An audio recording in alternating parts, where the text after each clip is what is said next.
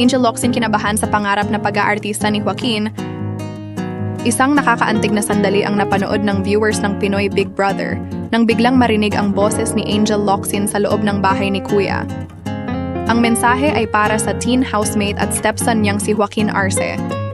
Habang ginagawa ng mga teen housemates ang kanilang final task, nakatanggap sila ng audio message mula sa kanilang mga mahal sa buhay.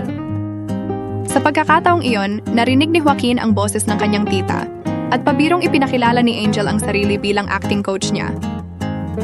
Aminado si Angel na kinabahan siya noong una niyang malaman ang plano ni Joaquin na pumasok sa showbiz.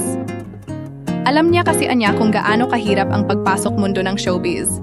Noong sinabi sa akin na gusto mo ngang pumasok sa pag-aartista at gusto mo ngang mag-audition sa PBB, alam mo, kinabahan talaga ako.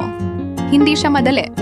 Ang iyong buhay ay magiging bukas sa lahat ng mga opinyon ng tao at hindi ko alam kung kakayanin mo yon bilang gusto kitang protektahan, pahayag niya.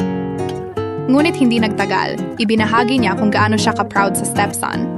Pero, alam mo, hinarap mo yung mga conflicts para maging okay kayo ng mga housemates.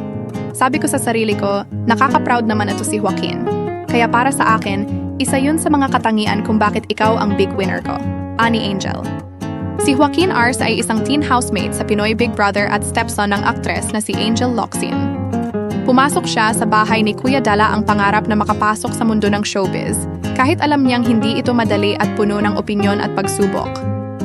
Sa napanood na eksena, naging emosyonal ang sandali nang marinig niya ang mensahe ni Angel. Ipinakita nito ang pagmamahal at suporta ng isang magulang. Para sa akin, napakagandang paalala nito na ang tunay na suporta ay hindi lang proteksyon, kundi paghahayaan ding harapin ng mahal mo sa buhay ang kanilang mga pangarap habang nakaalalay ka sa likod nila. Maraming salamat sa panonood ng aking video. Kung nagustuhan ninyo, huwag kalimutang mag-subscribe. Kita-kits ulit sa susunod.